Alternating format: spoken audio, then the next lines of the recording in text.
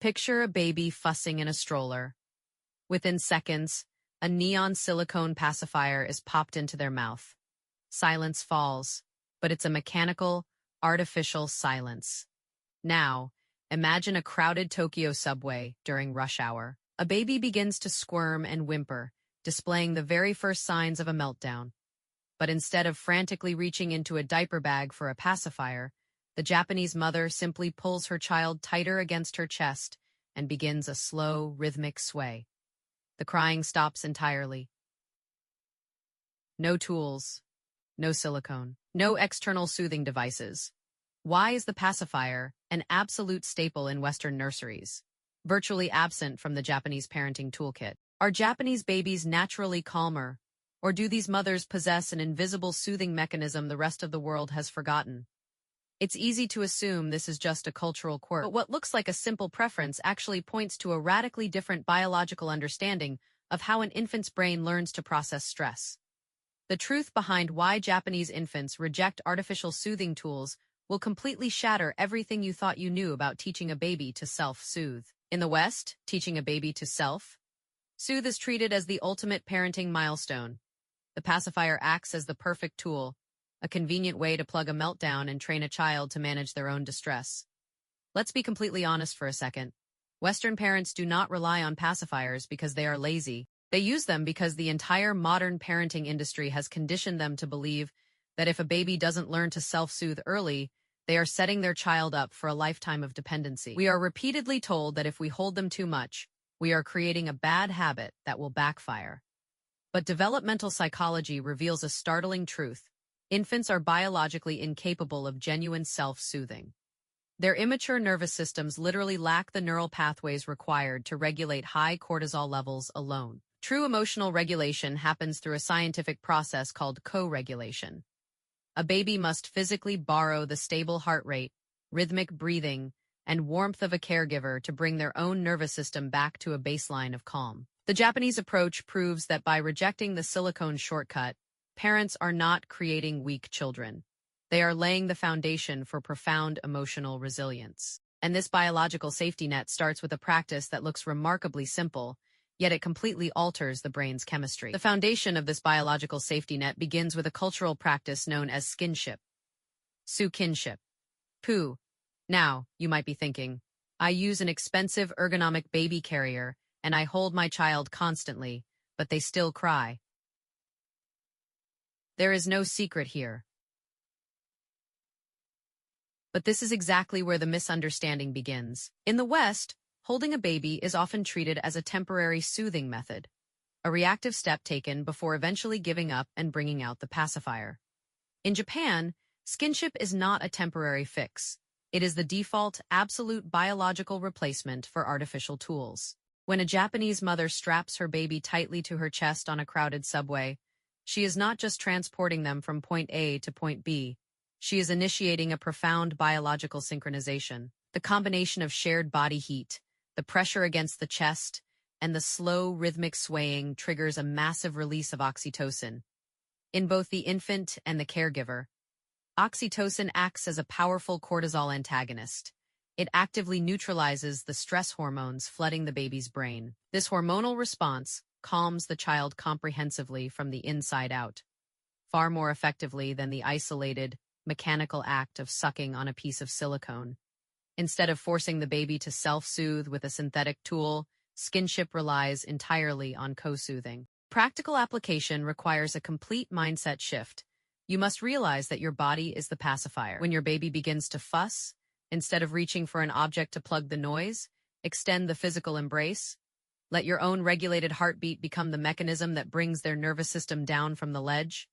But doing this raises a terrifying question for modern parents. If a parent serves as the ultimate, constant emotional anchor, carrying and holding the child incessantly, won't that child become hopelessly clingy and entirely unable to function independently in the real world? To answer that, we have to look at a concept that completely shatters our modern fear of spoiling a child. To understand why holding a baby constantly doesn't ruin their independence, we must examine a profound psychological framework called Amae. Let me ask you a difficult question. Do you want your child to subconsciously learn that their ultimate source of comfort is a lifeless piece of silicone or a living, breathing human being? Amae describes a child's deep biological desire to be loved, to depend entirely on a caregiver, and to be unconditionally accepted. In Western parenting paradigms, there is an underlying pervasive anxiety about early dependency. Parents are frequently warned that if an infant becomes too reliant on the mother for physical comfort, they will struggle to self-regulate later in life. This fear is precisely why pacifiers are introduced so early, to insert a physical buffer between the mother and the baby, effectively forcing a form of artificial independence. In Japan, however, Amae is not viewed as a negative behavioral trait. It is recognized as a vital biological necessity. This cultural intuition aligns perfectly with modern secure attachment theory. The science demonstrates a fascinating paradox. True emotional independence does not come from pushing a child away or forcing them to rely on a silicone nipple. It emerges only when a child's fundamental need for dependence is met in absolute surplus.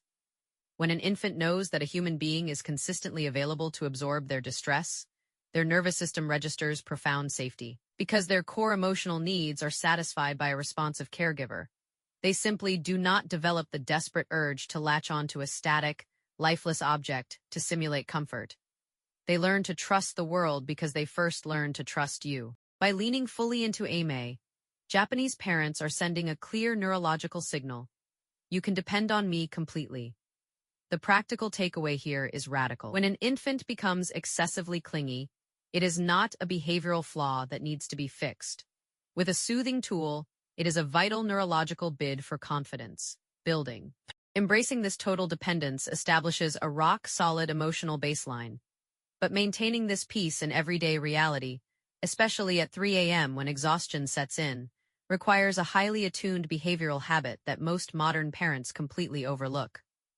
This third crucial element is the practice of anticipation. In the West, a pacifier is almost exclusively used as a reactive tool. A baby starts to cry, the volume escalates, and the parent quickly deploys the silicone nipple to extinguish the fire. The Japanese approach, however, is fundamentally proactive. Caregivers are culturally conditioned to constantly observe and anticipate an infant's needs before the first tear is even shed. Instead of waiting for a full-blown verbal alarm, these mothers pay close attention to the subtle pre-cry signals, a sudden shift in breathing rhythm, the stiffening of tiny limbs, or a specific darting movement of the eyes. I know exactly what you are thinking right now. I am already sleep, deprived and exhausted. Monitoring my baby's micro-expressions sounds like an impossible burden. But here is the psychological reframe that changes everything. Extinguishing a small spark takes a fraction of the energy required to put out a raging forest fire. When a baby is just beginning to feel uncomfortable, their nervous system has not yet crossed the threshold into the fight or flight state. At this early stage, their cortisol levels are still manageable, meaning it takes very little effort to bring their emotional state back to a baseline of calm. A gentle hum, a shift in position, or a soft stroke on the back is often enough to reset their mood. Conversely, once a baby has escalated into a full, panic-stricken cry, their brain is flooded with stress hormones. Bringing them down from that neurological peak requires a massive sensory override, which is exactly why a powerful physical stimulus, like a pacifier, feels so necessary in those moments. Anticipating distress actually saves you energy in the long run. By intervening the moment the squirming begins, you bypass the need for heavy interventions. The practical application is to train yourself to read the physical tension. Respond to the squirm, not the scream. So, what happens when we combine physical closeness, unconditional dependence, and proactive anticipation? The result completely redefines the very concept of teaching a child to be calm. We started by questioning the absence of the pacifier, but the real revelation is how Japanese culture understands the biology of emotional regulation. The quietness of a baby on a Tokyo subway isn't about magical obedience.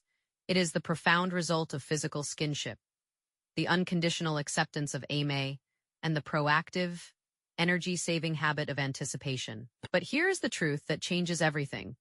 The most effective pacifier on Earth is not made of medical-grade silicone. It is made of presence, body heat, and a steady heartbeat. When we stop trying to force infants into premature independence, we realize they do not actually need to self-soothe. They simply need to borrow our calm until their own nervous system is mature enough to handle the weight of the world. The next time your baby is restless, try holding them just a little longer before reaching for an artificial tool.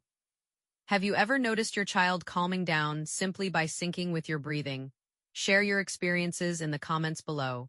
And don't forget to subscribe as we continue to decode the fascinating psychology behind child development. Before you throw away every pacifier in your house, please remember that every baby is a completely unique individual. While exploring the profound cultural and psychological insights of Japanese parenting can radically shift our perspective, this video is strictly for educational purposes, not a replacement for professional pediatric, psychological, or medical advice. Pacifier remains a perfectly safe, doctor-approved tool for many families. If you are ever struggling with your child's emotional regulation or development, always consult your pediatrician to find what works best for your family.